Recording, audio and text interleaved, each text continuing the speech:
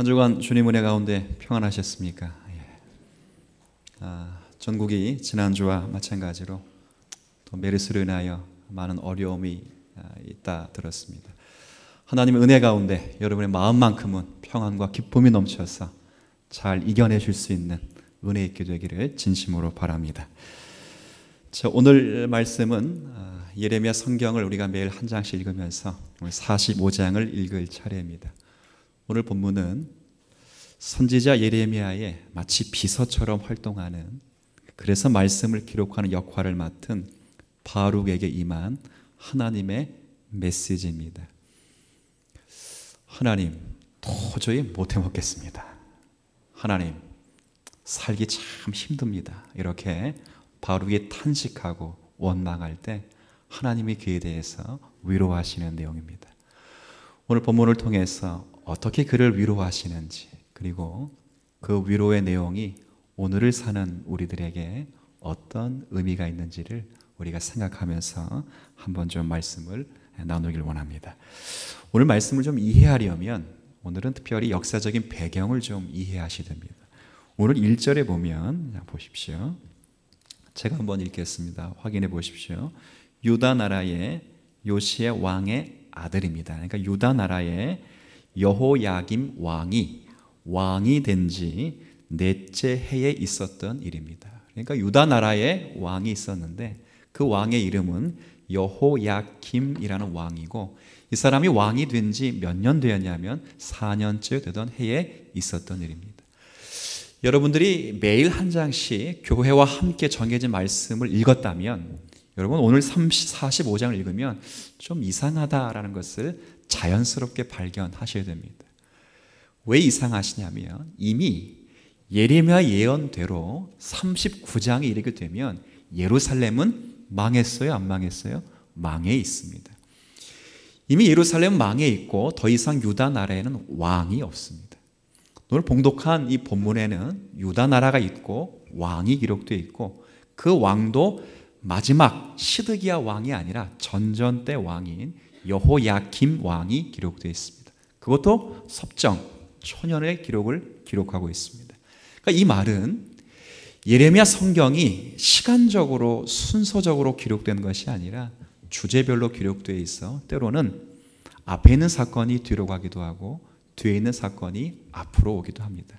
오늘 본문은 예루살렘 멸망하기 전쯤에 있었던 한 사건을 통하여 하나님이 유다 백성들 혹은 우리들에게 말씀하시는 그런 내용입니다. 어느 정도 전인가 그럴 때 아마도 예루살렘이 멸망하기 전에 약 19년쯤 전인 것 같습니다. 아마 거의 확정적일 것 같습니다. 유대 나라가 586년에 망했는데 아마 BC 605년, 604년경의 일입니다. 이때 아마 우리가 이런 생각을 할 것 같아요. 그래도 예루살렘 망하기 전 20년 전이, 약 20년 전이니까 그러면 이 예루살렘과 유대 나라는 참 평안했을 것이다, 그런 생각을 할 수도 있습니다. 근데 전혀 그렇지 않습니다. 이때부터 유다 나라는 심각한 어려움을 경험합니다. 이 바벨론이란 나라가 신흥 강국으로 떠오르면서 그 나라에 느부갓네살 왕이 통치를 하면서 중동 일대를 하나씩 다 점령합니다. 그러면서 남쪽으로 내려오면서 유다까지 침공해 왔습니다. 그러니까 유다 나라는 기겁을 한 것입니다. 하나님이 지키시는 도성이라고 생각했는데 이 바벨론 나라가 침공해 오니까 그 중동에 1000년 가까이 강대국으로 있었던 애굽을 의지하게 됩니다. 애굽과 함께 연합군을 형성해서 갈그미스에서 바벨론 군사와 전투를 벌입니다.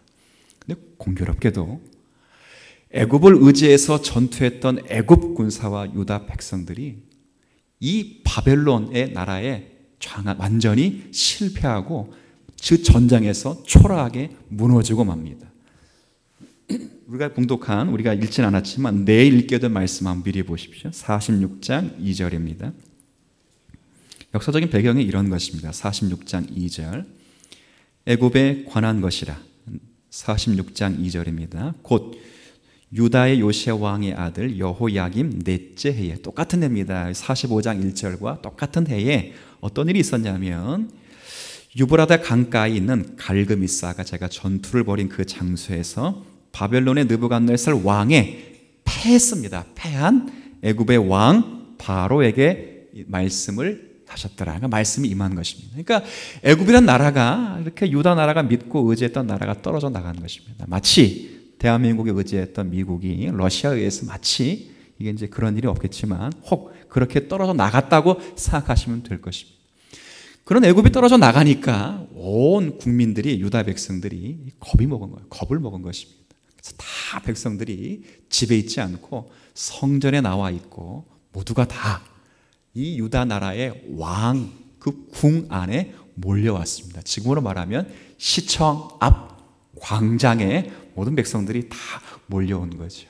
거기서 백성들이 불안해서 그 지도자들의 책임 있는 말과 그리고 선지자들이 하나님께부터 받은 말씀을 듣기를 기대했습니다. 제가 물어볼게요. 어떤 말 듣기를 원했을까요? 그건 당연하죠. 지금 바벨론 나라가 유다 턱 밑까지 와 있지만 이거 아무것도 아니니까 겁먹지 말아라. 내가 후 불어주겠다. 이런 이야기를 듣길 원했겠죠. 그런 얘기를 듣는 원한 중에 예레미야라는 선지자에게 하나님의 말씀이 임했습니다. 근데 공교롭게도 예레미야는 지금 어딨냐면 이 감옥 안에 있습니다. 성전 출입이 제한돼서 이 감옥 안에 있는데 왜 감옥 안에 있냐면 이 요시야 왕 1년 때부터 계속 딴지를 건 것입니다. 예레미야가 왕이시여 이 나라 망합니다. 왕이시여 이 나라 바벨론 나라에 망할 것이니까 두 손 둘발 다 드십시오. 그러니까 이 왕이 기분 나쁘죠. 자기는 정치를 잘하려고 하는데 한 선지자가 미친 사람처럼 이 나라가 망한다고 하니까 그 선지자를 감옥으로 집어쳐 넣은 것입니다. 그런데 공교롭게도 말씀이 누구에게 임했냐면 예레미야에게 임했습니다. 예레미야가 못 전하지요.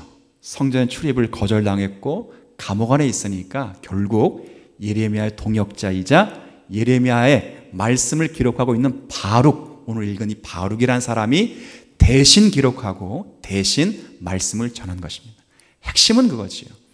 이 모든 백성들이 하나님 앞에 죄를 지었기 때문에 이 나라가 바벨론에 의해서 심판을 당하는 중입니다.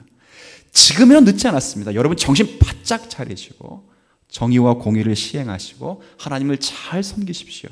그럼 하나님이 은혜를 베푸실 것입니다. 이렇게 이야기를 했어요. 백성들이 듣고 고관들이 듣고 두려워 떱니다. 그런데 누가 듣고 두려워 떨지 않냐면 왕은 듣고 두려워 떨지 않습니다. 왕이 그 두루마리를 자기가 가지고 있는 면도칼로 다 찢어가지고 자기 화로에 불을 다 태웠습니다. 근데 놀랍게도 하나님은 멈추시지 않습니다. 다시 감옥에 있는 예레미야에게 하나님 말씀이 임했습니다. 제가 물어볼게요. 이전 것보다 농도가 짙겠습니까? 옅겠습니까? 훨씬 짙죠.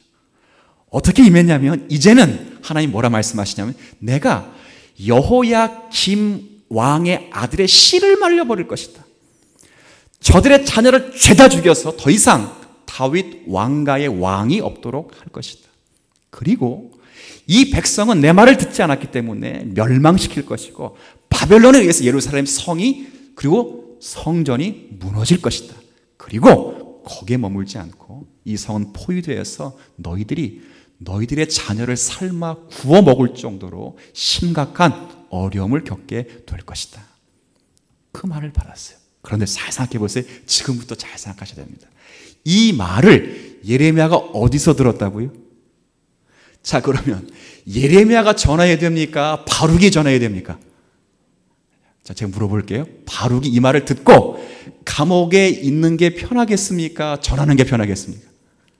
이해가 되시겠어요? 이런 상황입니다. 아니, 바룩 생각하기에 예레미야는 그래도 주님께 직접 음성을 들은 사람이고 나는 듣기는커녕 예레미야가 전해준 그 말씀 따라 그냥 전하는 것밖에 없는데 이거 잘못 전했다가 나 자칫하면 어떻게 되죠? 죽는 거예요. 죽는 거. 잘 풀리면 감옥 가겠지만 잘못 풀리면 죽지요. 그래서 이것 때문에 상당히 괴로워하는 본문이 오늘 내용입니다. 3절 한번 보시죠. 3절입니다. 내가 일찍이 말하기를 화로다.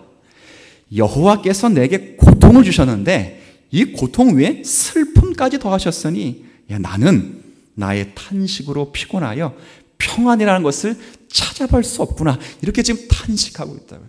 아니 예레미야 쟤는 그래도 말씀이나 받았지, 음성이나 받았지, 나는 뭐야 이거, 이걸 전해야 돼 말아야 돼, 이런 고민 속에 있는 거죠. 자, 그럴 때 이 바룩이 아마도 자기가 스스로 살 국리를 모색한 것으로 보입니다. 그러니까 하나님 뭐라 책망하시냐면 5절입니다. 제가 읽어볼게요. 5절 앞부분만. 야, 네가 너를 위하여 뭘 찾았어요? 큰 일을 찾느냐? 야, 그딴 것 찾지 말라는 것입니다. 뭔 말이에요? 너 살기 위해서 지금 예언 받아놓고 살기 위해서 너 살 길 찾는데 그런 거 찾지 말라는 거죠. 지금 바룩은 아마도 무자비한 말씀을 듣고 겁이 나서 살 길을 찾았습니다. 어떻게 찾았냐면 이렇게 찾았을 것입니다. 요 말 전해놓고 내가 얼로 숨어야 되겠다. 그래서 도피성을 만들어 놨거나 아니면 자기가 받은 말씀 다 전하면 죽으니까 기분 나쁠 말씀을 딱 빼는 거죠. 뭘 뺄까요? 왕의 자녀의 뭘 말린다고요? 그 말은 싹 빼는 거예요. 씨를 말린다 뺀다.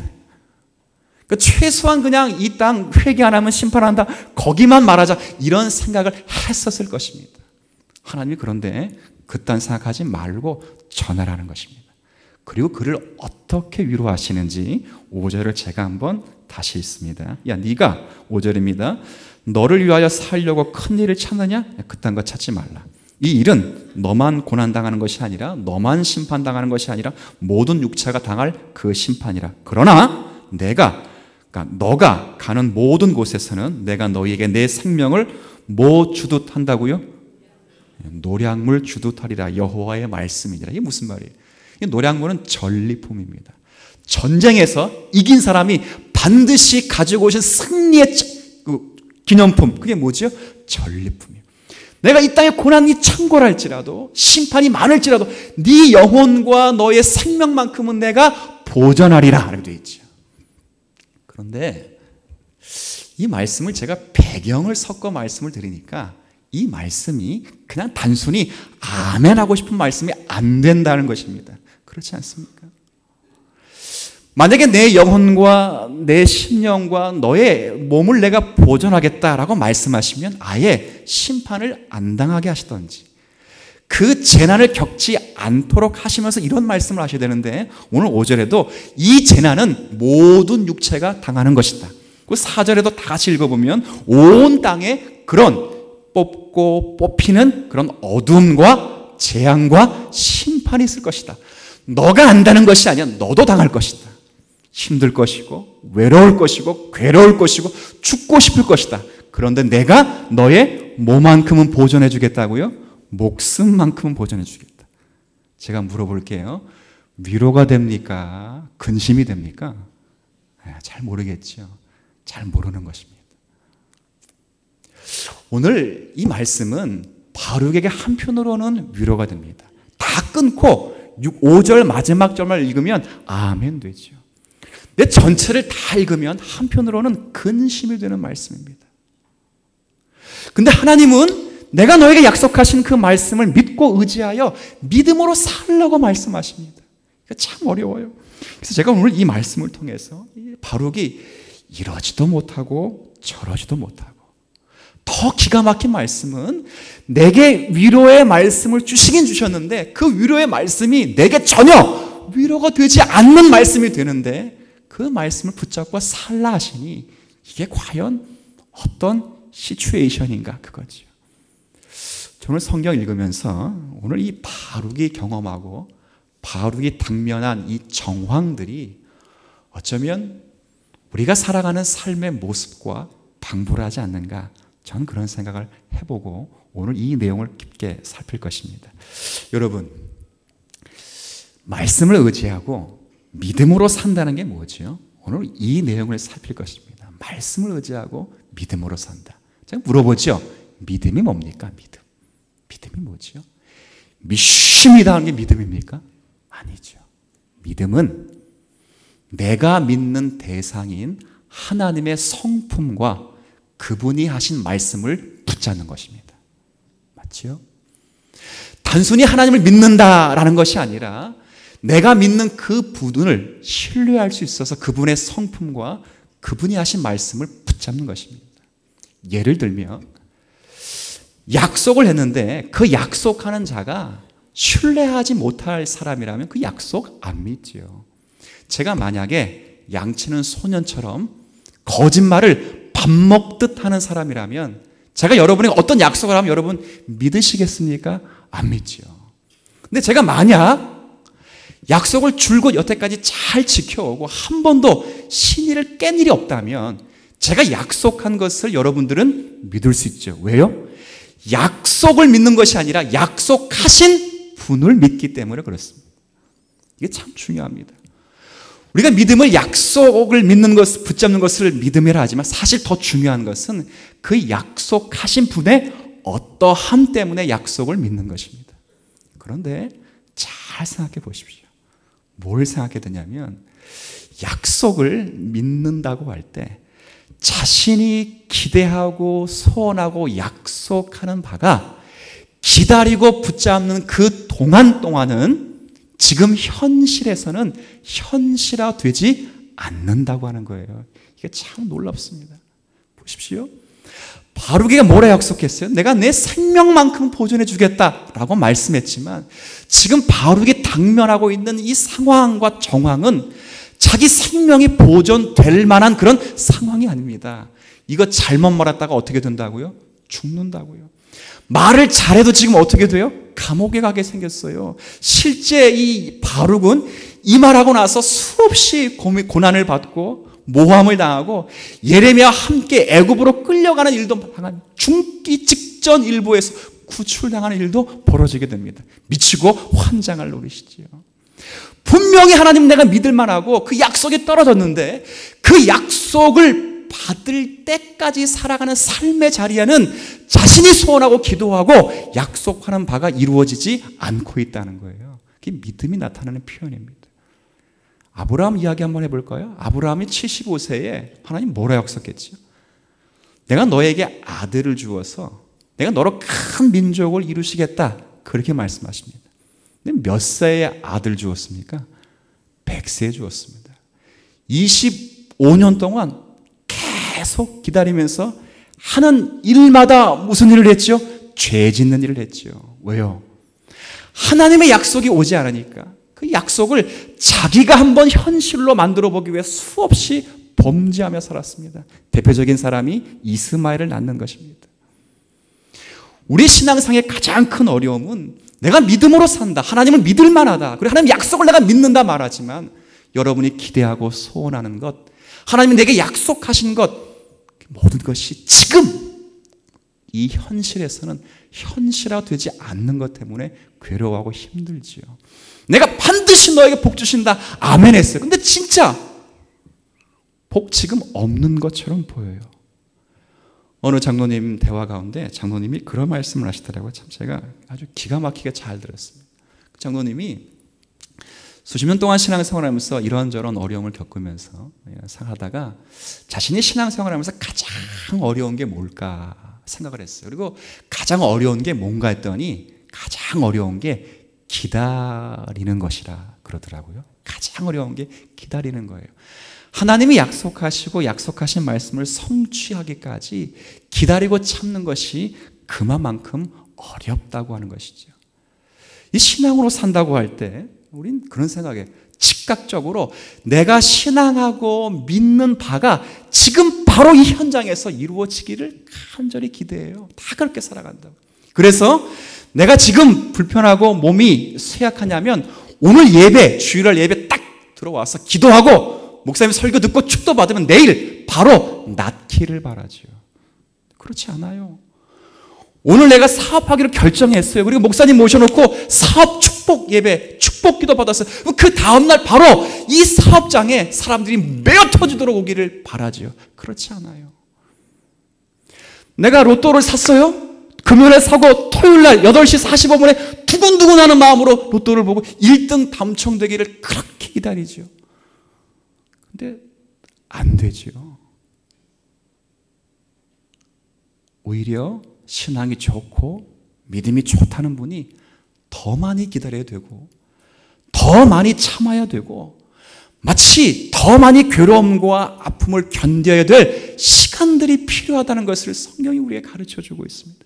근데 우리는 바룩처럼 지금 하나님이 내게 말씀하시면 그 말씀이 지금 즉각 이루어지는 것을 신앙이라 말하고 믿음이라 말하고 있다 그 말이죠. 그렇지 않아요. 우리가 하나님의 약속을 붙잡고 하나님을 붙잡고 있는 이 믿음과 신앙이라고 하는 것이 실제 현실에서 드러나는 이 현실은 넉넉하지 않다는 거죠. 바룩을 보십시오. 죽을 고비를 넘겨야 됩니다. 재앙이 되어서 가족들이 죽을 수 있습니다. 자기 목숨도 보장받을 수 없는 그 환경을 겪어내야 되죠. 근데 하나님이 약속하신 것입니다. 풀리는 것이 없는데 신앙으로 살라고 하니까 도대체 이해가 안 됩니다. 그러면 도대체 나보고 어떻게 살라는 말입니까? 오늘 이 문제를 한번 풀어봅시다. 답을 내기 위해서 같은 시대를 살았던 우리 하박국 선지자 말씀 한번 가보시죠. 하박국 선지서 1장입니다.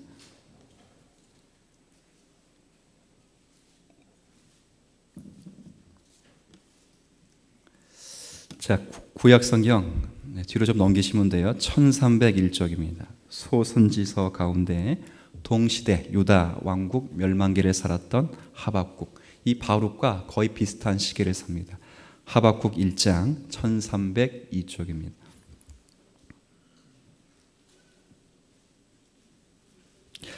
자, 2절부터 4절까지 제가 1장 2절부터 4절까지 제가 읽어볼 테니까 눈으로 한번 잘 보십시오. 약간 의역을 하면서 제가 읽겠습니다. 하박국 선지서 1장 2절입니다. 여호와여, 내가 하나님께 부르짖어도 주님께서는 내 기도에 듣지 않으시고 응답하지 아니하십니다. 언제까지 그렇게 하실 것입니까? 내가 강포로 말미암아 외쳐도 주님께서는 구원하지 아니하십니다. 어찌하여 내게 이런 죄악을 보게 하시며 폐역을 눈으로 보게 하십니까? 겁탈과 강포가 내 앞에 있고 변론과 분쟁이 일어났습니다. 이러므로 율법이 해이하고 정의가 전혀 시행되지 못하고 있습니다. 이는 악인이 의인을 애워쌌으므로 정의가 굳게 행하여 졌음입니다. 이게 오늘 지금 오늘 이 유다 왕국의 멸망기를 살았던 이 하박국 선지자의 고민이 우리의 삶에 음미해 볼 만한 고민이 됩니다. 그래서 제가 정한 것입니다. 선지자는 그 시작에 하나님께 유다 나라에 대한 불평을 호소하며 시작합니다. 뭐라 말하죠? 하나님, 그래도 이 유다 나라가 하나님의 나라 아닙니까? 그런데 하나님의 나라가 이 모양 이 꼴이 뭔 말입니까? 하나님 창피하지도 않습니까? 이 나라가 하나님의 나라이라면 이 나라가 정의가 있고 공의가 있으며 자비가 있어야죠. 근데 이 나라가 보십시오. 불평과 불의와 악의와 악독과 변론과 분쟁 따라서 이 나라가 하나님의 나라라고 하는 값이 없습니다. 이 나라를 제발 고쳐 주십시오. 이렇게 기도를 한 것입니다. 그럴 때 하나님이 응답을 하시는데 어떻게 응답하시는지 보십시오. 자, 1장 5절부터 8절까지를 제가 읽습니다. 한번 다시 눈으로 한번 확인해 보세요. 여호와께서 이르시되 너희는 여러 나라를 보고 또 보고 놀라고 놀랄지어다. 이건 이제 너희에게 놀라운 일을 행하겠다 그 말입니다. 이 말은 너희의 생전에 내가 한 가지 일을 행할 것인데 그 일은 누가 말해도, 즉 선지자가 말해도 너희가 믿지 못할 놀라울 일이다. 그 일이 뭔가? 6절 보라, 내가 사납고 성급한 백성 곧 땅이 넓은 곳으로 다니며 자기의 소유가 아닌 거처들을 점령하는 갈대아 사람을 일으켰나니 그들은 두렵고 무서우며 당당함과 위엄이 자기들에게서 나오며, 이 말은 어느 누구도 무서워하지 않는 갈대아인 바벨론 사람을 내가 등장시켜서 너희 나라를 멸망시키겠다는 것입니다. 8절에 그들의 군마는 표범보다 빠르고 저녁 이리보다 사나우며 그들의 마병은 먼 곳에서부터 빨리 달려오는 마병이라 마치 먹이를 움키려 하는 독수리의 나름과 같으니라. 이게 무슨 말입니까? 지금 예레미야가 뭐라 말했냐면, 하나님, 이 나라가 하나님의 나라인데 이 모양 꼴이 뭡니까? 이 나라 고쳐주세요. 그러니까 하나님이 그래, 내가 이 나라에 향해서 놀라운 일을 하나 계획하고 있다. 이게 뭐예요? 이 나라를 바벨론을 통해서 섬멸시킬 것이다. 이렇게 말하는 것입니다. 그러니까 하박국 선지자가 깜짝 놀랐습니다. 왜 깜짝 놀랐냐면, 하나님, 제가 언제 이 나라 멸망시켜달라고 기도했습니까? 이 나라 고쳐달라고 기도했습니다. 근데 이 나라를 멸망시키면 어쩌자는 것입니까? 이렇게 기도한 것입니다. 아니, 제가 이 나라 고쳐달라고 그랬지 이 나라를 좀 멸망시켜달라 했습니까? 그렇게 따지고 묻는 것입니다. 이게 12절부터 17절까지인데요. 17절 말씀만 제가 읽어볼게요. 17절입니다. 자, 그는 바벨론 사람을 가리킵니다. 그가 그물을 떨고는 계속해서 여러 나라를 무자비하게 멸망시키는 그것이 하나님의 구원 역사입니까? 라고 묻는 거죠. 그러고도 하나님이 하나님이십니까? 묻는 것입니다. 그리고 나서 이 말을 하고 하박국 선지자가 2장 1절에 내가 내 파수하는 곳, 그러니까 내 사명하는 곳에서 내 목회지에서 서서 여기서 그는 하나님이십니다. 하나님이 내게 무엇이라고 말씀하실는지 기다려 보고 있다가 나의 질문에 하나님이 어떻게 대답하신 내가 똑똑히 보리라 이렇게 말을 하지. 야, 지금 아주 재밌습니다. 누가 싸우고 있어요? 하박국 선지자와 누가 싸우고 있어요? 지금 선지자와 하나님이 싸움을 하고 있습니다. 하나님이 응답을 하십니다. 뭐라 응답하시냐면 자, 2절부터 4절 아주 중요한 내용이에요. 제가 읽겠습니다. 2절에 여호와께서 내게 대답하여 이르시되 너는 이 묵시를 기록하여 판에 명백히 새기며 달려가면서 읽을 수 있게 하라. 이 말은 뭐예요?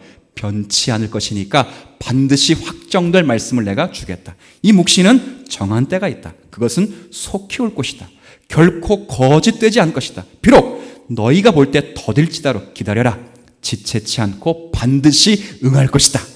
자, 그러면서 마지막 4절에 이 하박국 선지서에서 중요한 말씀 가운데 하나입니다. 같이 읽습니다. 시작. 보라, 그의 마음은 교만하여 그 속에서 정직하지 못하나 의인은 그의 믿음으로 말미암아 살리라. 이게 무슨 말입니까? 야, 잘 들어라. 내가 유다를 섬멸시키는 이 일은 중단할 수 반드시 이루어질 것이다. 그런데 의인은 무엇으로 말미암아 산다고요? 믿음으로 말미암아 산다는 것입니다. 이게 무슨 말입니까? 정리해야 됩니다. 하박국 선지자가 지금 너무 괴로웠습니다. 자기가 의인이고 믿음으로 사는 자들이 악인에 둘러싸여서 괴로움을 당하니까 하나님은 나라가 왜 이 모양 이 꼴입니다. 의인이 사는 게 너무 힘듭니다. 의인을 구원해 주십시오.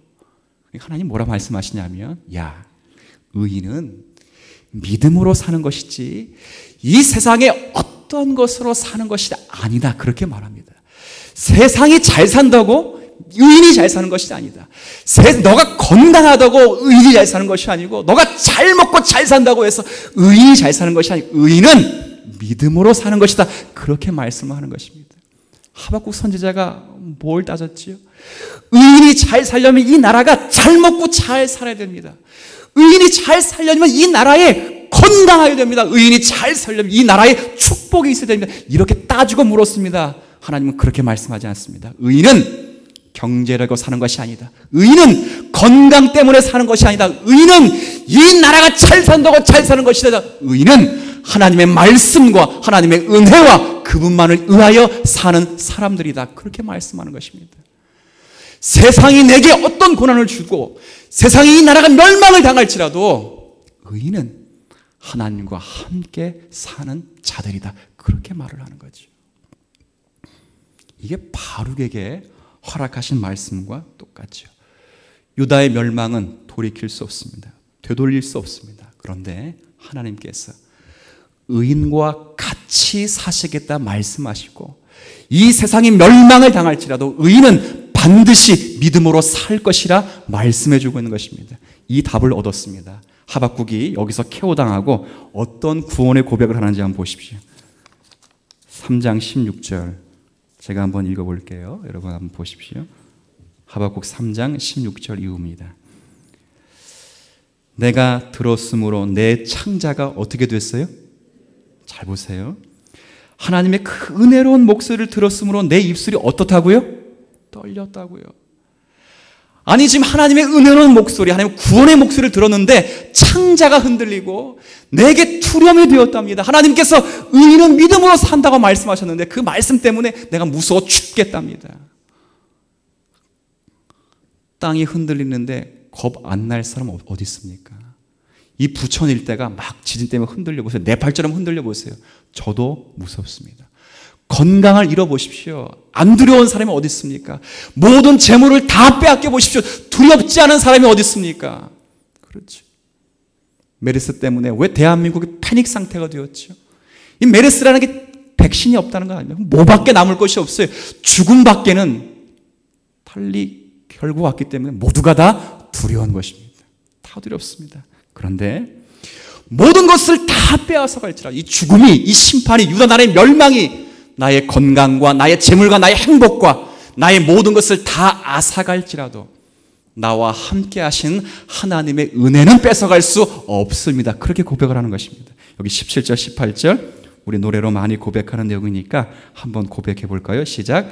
비록 무화과 나무가 무성하지 못하며 포도나무에 열매가 없으며 감람나무에 소출이 없으며 밭에 먹을 것이 없으며 우리의 양이 없으며 외양간에 소가 없을지라도 나는 여호와로 말미암아 즐거워하며 나의 구원의 하나님으로 말미암아 기뻐하리로다. 그렇죠?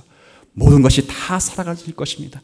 다 빼앗겨져서 두렵고 힘들고 남은 것이 없습니다. 그런데 나와 함께 하신 하나님의 은혜는 어느 누구도 빼앗을 수 없고 내게 주신 하나님의 은혜, 나와 함께 하신 하나님의 축복, 그리고 나를 통해 역사하신 주님의 증언, 그 사랑은 어느 것도 빼앗길 수 없기 때문에 나는 여호와로 말미암아 즐거워하며 구원의 하나님 인하여 기뻐할 수 있는 것입니다. 그렇게 고백을 하는 거죠.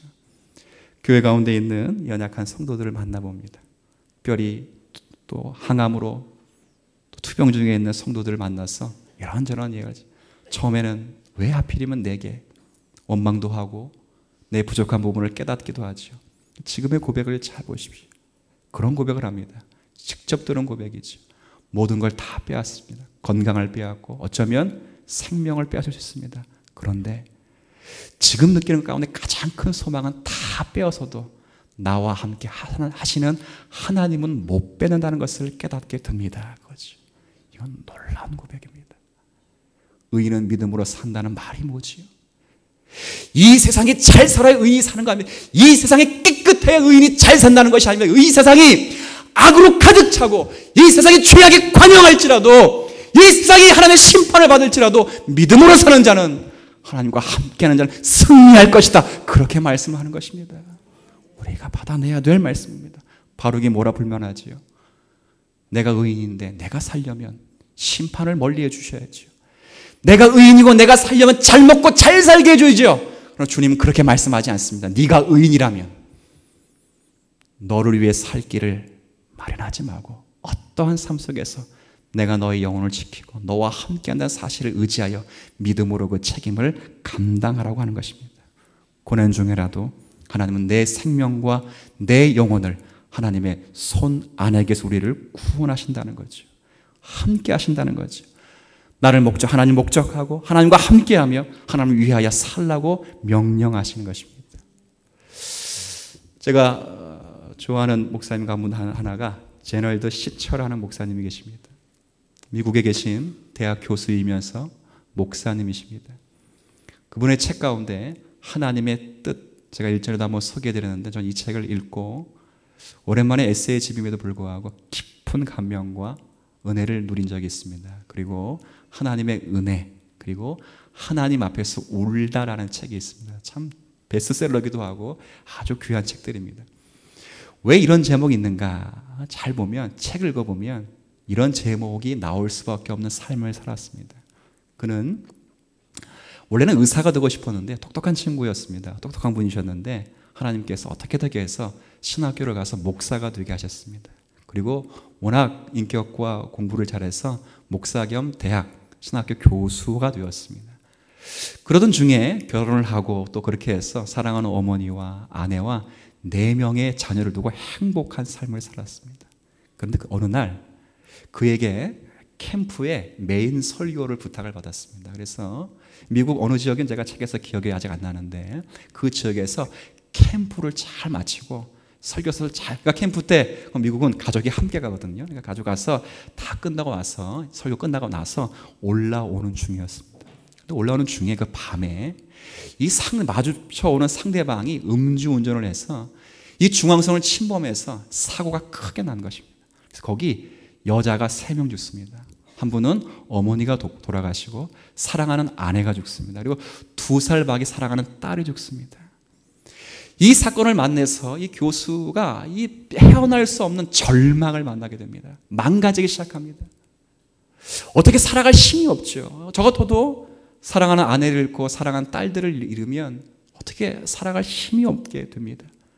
그래서 집에서 칩거하면서 망가지기 시작합니다. 처음에는 자책을 해봅니다. 왜 내가 피곤한 몸인데 굳이 밤에 운전하고 올라왔을까? 하룻밤 그 마일처럼 더 쉬었다가 올라갈 걸 자책을 하게 됩니다. 그래서 조금 더 지나다니까 자책이 아니라 하나님을 향하여 원망하기 시작합니다. 하나님, 내가 사고 나는 그날 밤 하나님 도대체 뭐 하고 계셨습니까? 하나님, 우리 딸 죽을 때, 우리 아내, 엄마 죽을 때 하나님 도대체 어디에 계셨습니까? 날 사랑하신 것이 맞습니까? 내가 의사가 안 되고 목사 되길 때 하나님 그렇게 하라고 하셨는데 그렇게 하시도록 두신 게 하나님의 뜻이었습니까? 내가 뭐 놀러 간 겁니까? 저 설교하러 갔습니다. 영광 돌리러 갔습니다. 주님 앞에 많은 헌신자를 내기 위하여 복음 증거하러 왔습니다. 근데 이 모양이 되었습니다. 아무리 기도해도 응답이 없습니다. 하나님의 뜻이 우리를 도저히 모르겠습니다. 깊은 절망 속에 있을 때 그가 한 가지 깊게 깨달은 것이 있습니다. 뭘 깨달았지요? 사람이 죽음밖에는, 이 죽음이라는 깊은 절망 외에는 다른 어떠한 것도 인생에서 종국적인 희망이 없다는 것을 봤습니다. 이게 뭐예요?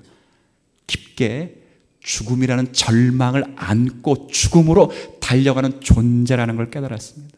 10년을 살든 100년을 살든 자기 딸 아이처럼 2년을 살든 누구나 다 죽는다는 거예요. 그래서 이 죽음 때문에 절망의 늪에 빠져나오지 못한 것입니다. 그러다가 번뜩 깨달은 것이 있습니다.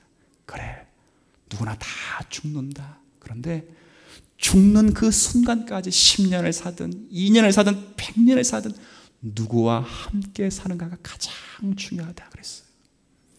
자기 두 딸아이 보십시오. 그 두 살 막은 딸아이가 거의 2살을 살다 죽었습니다. 그러나 그가 2살을 살 때까지 하나님과 함께하며 행복하게 산 그 모습을 확인하고, 우리가 살아가는 그 동안에 죽음으로 밖에는 갈 수밖에 없는 운명이지만 우리가 누구와 함께 사는가가 집중되었습니다.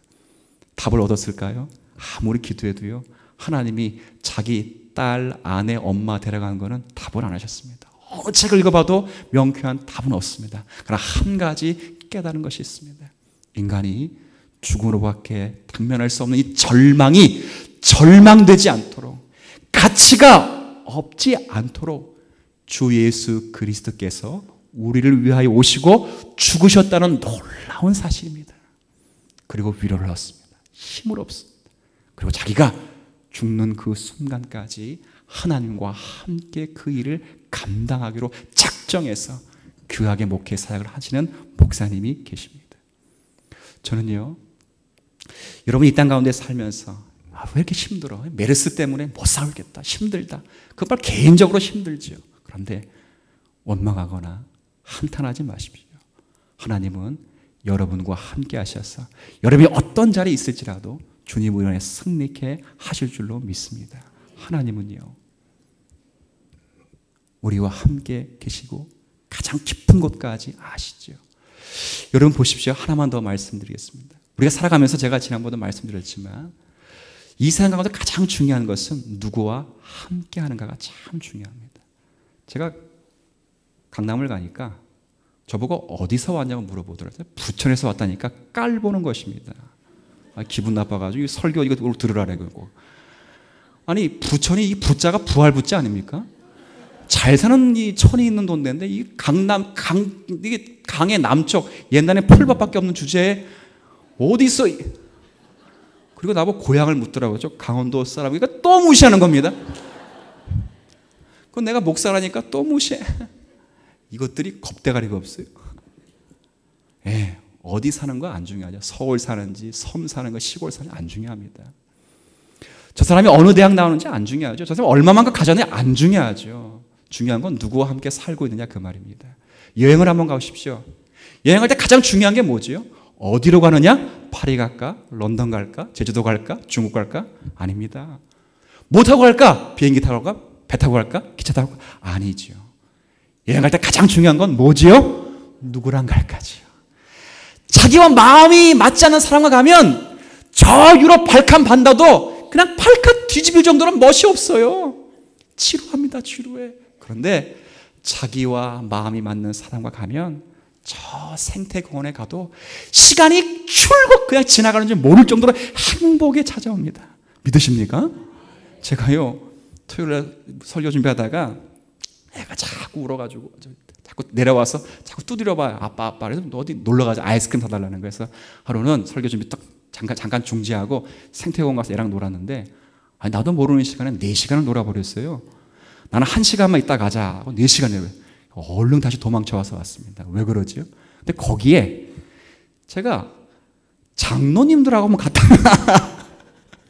우리는 전 장로님들 관계가 다 좋습니다. 1시간 보내는 게 4시간 탔을 텐데 근데 애랑 사랑하는 사람과 가니까 4시간이 30분도 안 돼 보이더라 그 말이에요. 이게 뭐지요? 지금 우리는 다 말합니다. 주님 내 믿음이 있습니다. 난 주님을 신앙합니다. 지금 보여주세요. 아니죠. 지금 없다 그 말입니다. 내가 반드시 내게 복 주신다는데 그 복이 이 현실과 잡히는 게 아무것도 없어요. 뭐밖에 없어요? 우리와 함께 하신 하나님의 은혜밖에 없고 내가 너를 사랑하는 축복의 말씀밖에 없다고. 근데 그게 가장 큰 복이 된다는 거예요. 믿으십니까? 이 신앙입니다. 메르스 때문에 전 국민이 불안과 초조함과 패닉 상태에 있죠. 두려워하지 마십시오. 두려워하지 마십시오. 하나님이 여러분과 함께 하십니다. 건강과 가정과 사업 때문에 정말 째째하게 쪼그러들지 마십시오. 그래도 의인은 믿음으로 승리할 것입니다. 하나님의 은혜가 여러분에게 다가오시는 이 말씀 되시기를 주님의 이름으로 축복합니다. 주님 감사합니다.